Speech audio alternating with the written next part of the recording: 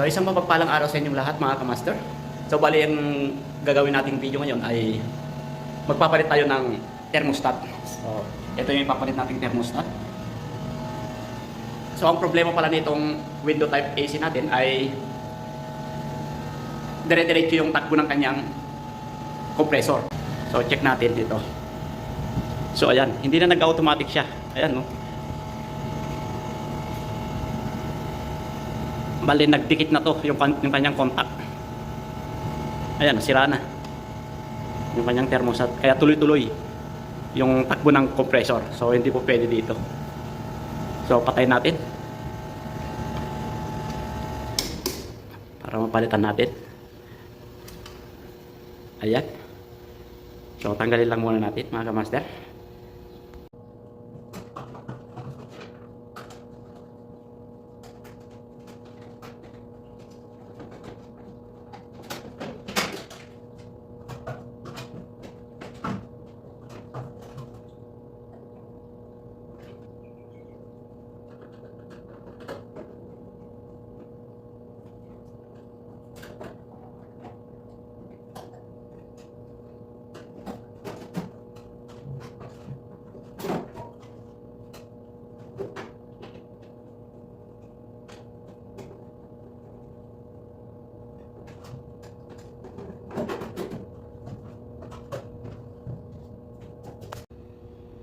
So, bali ang pagtanggal nito ay may 5 screw lang yung tinanggal natin. Yan.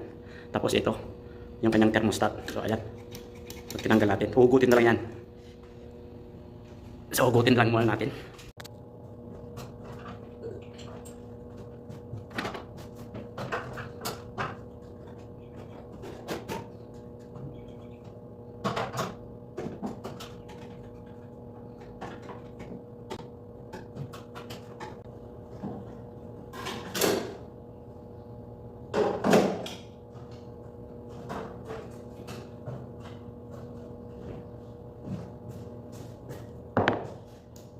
So, bali ito na.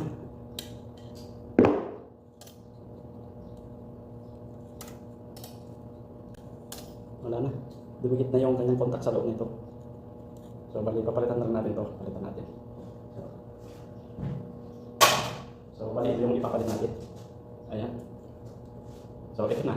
So, ito yung ipapalit natin. So, kapit muna natin.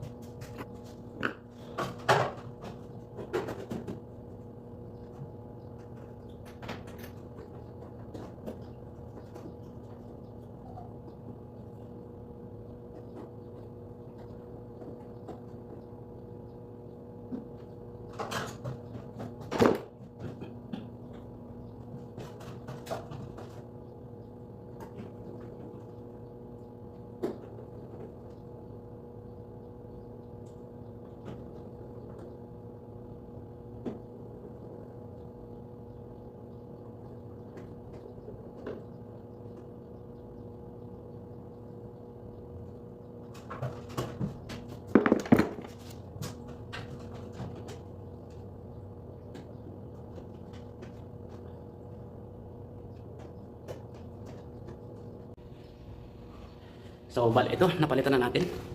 Ayan. Napalitan na natin. So, hindi na natin ilalagay yung kanyang knob. Kasi laging pinapakailaman nito. Minsan tinutodo nila yung kanyang cooler. Minsan sinasagad nila. Hindi na mag-automatic yan. Hanggang dire-diretso na siya. So, ang ginagawa ko, tinatanggal ko na lang siya. So, ayun yung pinalit natin. Yan, yan.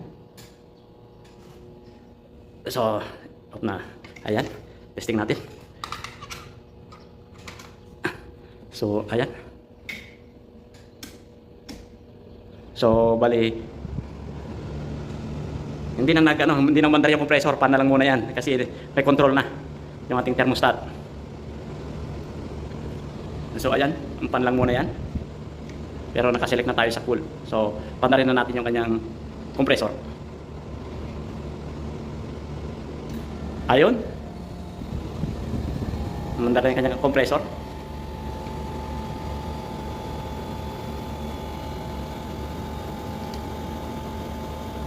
Babal lang muna natin. So, bali, nasa 35% lang yung ating set. 35% lang. Para madali mag-automatic siya. So, yun lang mga kamaster. Ang magpalit ng thermostat ng non-inverter AC. So, ito ay 2.5 HP.